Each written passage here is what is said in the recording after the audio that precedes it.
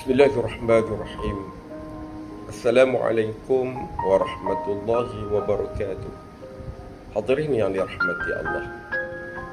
Di dalam Al-Quran surah Al-Mu'minun, Allah Subhanahu wa taala menyatakan, A'udzubillahi minasyaitonir rajim. Qad aflahal mu'minun alladzina hum fi salatihim khashi'un. Surakallahul azim. Sesungguhnya telah berjayalah orang-orang yang beriman, iaitulah mereka-mereka yang mendirikan sembahyang dengan khusyuk. Hadirin sekalian, inilah tips daripada Allah Subhanahu wa taala bagaimana cara untuk kita mencipta kejayaan ketika mana kita menjalani kehidupan di dunia ini. Allah sebut dalam ayat yang kita bacakan tadi, orang-orang yang akan berjaya itulah yang pertamanya mereka-mereka yang beriman. Mereka yang yakin dengan Allah, mereka yang percaya kepada Allah, mereka yang berpegang teguh kepada agama Allah. Dan yang keduanya, mereka-mereka yang akan memperolehi kejayaan, iaitulah mereka-mereka yang sembahyang dengan khusyuk, iaitu mereka yang melaksanakan ibadat sembahyang dengan penuh penghayatan, dengan mematuhi syarat dan rukun, dengan memahami sembahyang yang dilakukan. Maka inilah di antara tips-tips yang disebut oleh Allah untuk meraih kejayaan dan juga kecemerlangan dalam kehidupan. Maka dengan sebab itulah tuan-tuan dan puan hadirin yang dirahmati Allah, sebagaimana yang kita sebut sebelum ini, kenapa Allah perintahkan kita sembahyang? Untuk mengajar kita kehidupan, dan bukan sekadar untuk mengajar kehidupan, bahkan sebenarnya sembahyang itu jika betul-betul dihayati dan jika kita memahami berkaitan dengan pelaksanaan sembahyang itu, makna kata kita akan mencipta kejayaan dan juga kecemerlangan dalam hidup. Hadirin yang dirahmati Allah, insya-Allah untuk perkongsian pada kali ini kita akan berkongsi apa kaitan sembahyang dengan kehidupan dan bagaimana sembahyang boleh membawa kepada kejayaan. Kita tengok yang pertamanya, tuan-tuan yang dirahmati Allah.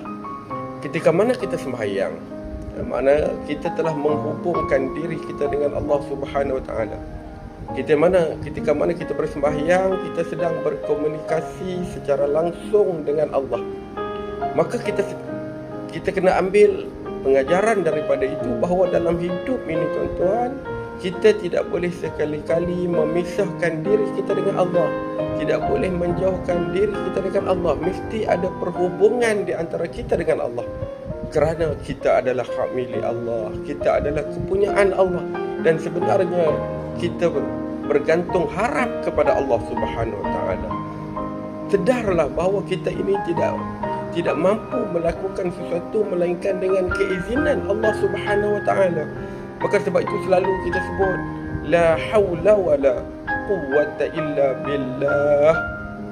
Tidak ada daya dan upaya melainkan apa yang telah ditentukan oleh Allah ke atas kita.